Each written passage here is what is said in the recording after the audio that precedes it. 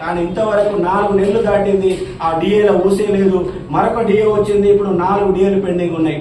ఆ డిఏల కోసం వాళ్ళు కొట్లాడుతున్నారు. వాళ్ళకు ఐఆర్ ఏమని కొట్లాడుతున్నారు. ఐఆర్ ముందుగా ఇవ్వాలని డిమాండ్ చేస్తూ ఉన్నా. ప్రతి గవర్నమెంట్ ఉద్యోగికి హెల్త్ కార్డు ఇవ్వాలా. మీరు హాస్పిటల్లో జాయిన్ అయినాక బిల్లులు పెట్టినాక మీ తర్వాత బిల్లులు ఇస్తామని ఆ బిల్లుని పెండింగ్ పెట్టి 4 నెలలు 5 నెలలుగా మొత్తం తిప్పుకుంటూ ఇబ్బందులు పెట్టే ప్రయత్నం చేస్తుంది.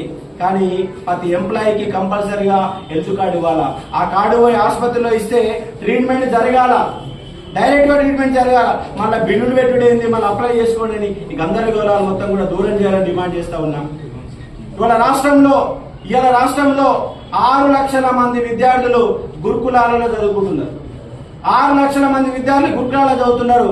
కనీస సౌకర్యాలు, ఒక్క సొంత బిల్డింగ్ లేదు. పేరుకు మాత్రమే కాలేజీలు పెట్టారు, కానీ ఉపాధ్యాయులను టార్చర్ పెడుతున్నారు. 6 లక్షల మంది విద్యార్థుల పాఠం చెప్పి ఒక 10,000 మంది గురుకుల అధ్యాపకులు ఇబ్బంది పెడుతున్నారు. ఎక్కడనే టీచర్ అనే వ్యక్తి కేవలం పాఠం మాత్రమే చెప్పాలా, కానీ గురుకులాలలో టీచర్ల చేత నైట్ వాచ్మెన్లుగా డ్యూటీ చేపిస్తున్నారు, వార్డెన్లుగా డ్యూటీ చేపిస్తున్నారు. ఒక ఉపాధ్యాయుడు పాఠం మాత్రమే చెప్పాలా, కానీ మెనూ రాసుకొని దొండకాయలని తేవాలా, బెండకాయలని తేవాలా, ఆదివారం వస్తే ఎంత చికెన్ తేవాలా, ఈ పంచాయతీలు ఉండిపోతున్నారు. టీచర్లు ఏమంటారంటే మేము 5ంటికి ఉంటే 7 దాకా పాఠం చెప్తాం, 2 గంటలు అదనంగా చెప్తాం, 3 గంటలు అదనంగా చెప్తాం, మా డ్యూటీ పాఠం చెప్పడం. కానీ మమ్మల్ని వార్డెన్లో వాడుకుంటున్నారు, వాచ్మెన్లో వాడుకుంటున్నారు, టాయిలెట్ క్లీన్ దగ్గర ఇన్ఛార్జ్ ఇస్తున్నారు, కరెంటు దగ్గర ఇన్ఛార్జ్ ఇస్తున్నారు. ఇదేమి గందరగోళం. గంటకు మెసేజ్ పెడతారు, అంటే మీటింగ్లు అంటారు.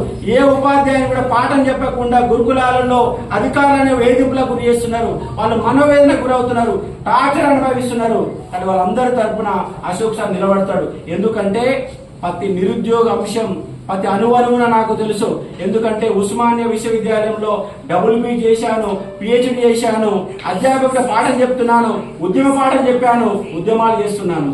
ప్రతి అంశం పైన పిన్ని పైన అవగాహన నాకు ఉంది. కాబట్టి నిరుద్యోగులు అనే వాళ్ళు మీరు ఉద్యమాలు చేశారు, మీకు అవగాహన ఉంది, అన్ని అంశాలపైన మీకు స్పష్టమైనటువంటి అవగాహన ఉంది. కానీ మీరు ఎమ్మెల్సీలో పోటీ చేయకుండా వెనకపోతున్నారు. మీరు ఎందుకు వెనకపోతారు, నిలబడాల్సిందని చెప్పేసి 100ల కొద్ది ఫోన్లు చేస్తే మన 27వ తారీఖు వచ్చిన తర్వాత నిర్ణయం తీసుకున్నాను. విద్యార్థుల ఒత్తిడి మేరకు ఎమ్మెల్సీగా పోటీ చేయాలని నేను నిర్ణయం తీసుకున్నాను.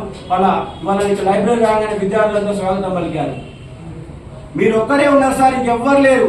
ఈ నిరుద్యోగ ఉద్యమాన్ని ముందుకు మీరు ఒక్కరే ఉన్నారు, ఏ ఒక్క వ్యక్తి కూడా లేరని చెప్పేసి వాళ్ళు స్పష్టంగా చెప్పడం జరిగింది. వాళ్ళకి అండగా నిలబడుతున్నా. రేపు గెలిచినా ఓడినా ఎన్నికలతో సంబంధం లేకుండా కంపల్సరీ వాళ్ళు అండకుండా. గమ్మత్ ఏంటంటే ఎమ్మెల్సీని ఒక రాజకీయ పదవిగా మార్చారు. ఎమ్మెల్సీని రాజకీయ పదవి కాదు. ఎందుకంటే ఓటింగ్ లో పార్టీల సింబల్స్ ఉండవు, వ్యక్తుల ఫోటోలు మాత్రమే ఉంటది. ఈ పార్టీలో సంబంధం లేదు, పార్టీలు మద్దతు మాత్రం ప్రకటిస్తాయి. కానీ ఎమ్మెల్సీ అనే పదవిని రాజకీయ పదవిగా మార్చారు, రాజకీయ అవసరాల కోసం వాడుకుంటున్నారు. ఒకప్పుడు ఎమ్మెల్సీ ప్రొఫెసర్ మన నాగేశ్వరరావు సారు ఎమ్మెల్సీ గెలిచాడు, కానీ దాని తర్వాత రాజకీయ పదవిగా మార్చారు. పోయినసారి పల్లా రాజేశ్వర్ రెడ్డి ఎమ్మెల్సీ ఎన్నికల కోసం 200 కోట్లు ఖర్చు పెట్టాడు.